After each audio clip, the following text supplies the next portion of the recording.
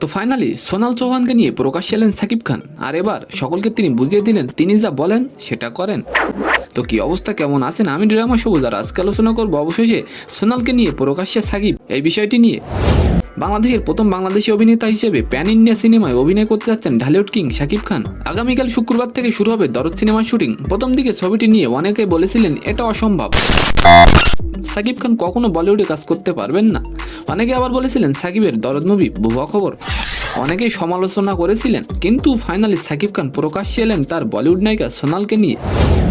আপনি যদি সাকিবের ভক্ত হয়ে থাকেন অবশ্যই একটি লাইক দিয়ে যাবেন। দরদ সিনেমার শুটিং শুরু হবে ভারতের এলাহাবাদে। বুধবার সন্ধ্যায় মুম্বাইয়ের এক রেস্তোরাঁয় দরদের সংবাদ সম্মেলন অনুষ্ঠিত হয়। এ সময় সাকিবের সঙ্গে উপস্থিত ছিলেন বলিউড অভিনেত্রী সোনাল চৌহান। সবচেয়ে মজার একটি বিষয় হলো হিন্দিতে কথা বলছিলেন সাকিব খান, মাঝে মাঝে একটু ভুল হওয়ায় আর হিন্দি বলতে সাকিবকে সাহায্য করেছিলেন সোনাল।